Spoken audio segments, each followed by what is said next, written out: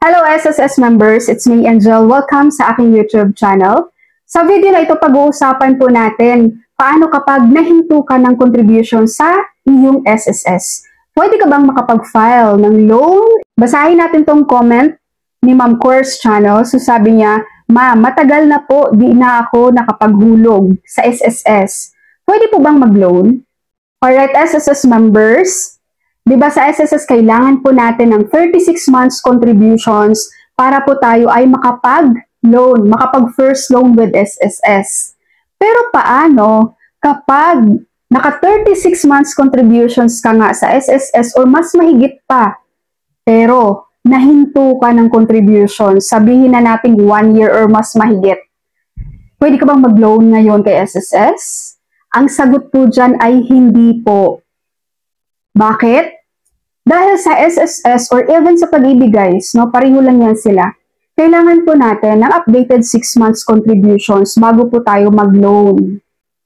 So katulad sa nag-comment na to, kahit sabihin mong ilang taon ka namang may contribution sa SSS, pero matagal ka na palang nahinto tapos gusto mong mag-loan ngayon, hindi ka po qualified, ma'am. Dapat umpisahan mo ulit mag-contribute kay SSS nang maka 6 months ka man lang bago ka po makapag-file ngayon ng loan with SSS. So same to guys sa ating mga employed SSS members, diba? For example, employed ka ngayon and then nag-resign ka, wala ka ng work, tapos gusto mong mag-loan, hindi ka makakapag-loan. Kasi kapag employed pang status mo with SSS, kailangan i-certify yan ng employer mo. And I'm sure, hindi na yan isi-certify ng employer mo guys dahil hindi ka naman na-connected sa kanila. Diba? Ngayon, kung resign ka na at wala ka pang nahanap na trabaho or nag-decide ka pang magpahinga muna ng 6 months, ng 1 year, kailangan mag-change ka po ng iyong membership status from employed to voluntary. At umpisahan mo na ang mag-contribute kay SSS as voluntary member. Dahil makakapag-loan ka lang po kay SSS kapag meron ka ng updated 6 months contributions as voluntary member.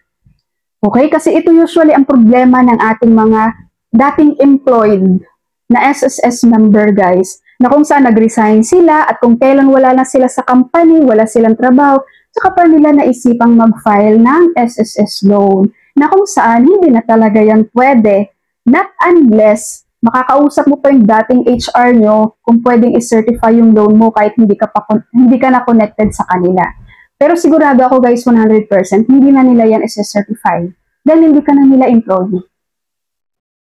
So sa mga employed members dyan na nagbabalak mag-resign at nagbabalak mag-file ng loan with SSS, habang hindi ka pa nag-render ng yung resignation, habang nasa company ka pa, mag-file ka na ng loan kung plano mo talagang mag-loan kay SSS. Dahil kapag nawala ka na sa company na yan at saka mo naisipang mag-file ng loan, hindi ka na qualified dahil kailangan mo ng updated 6 months contributions as voluntary member.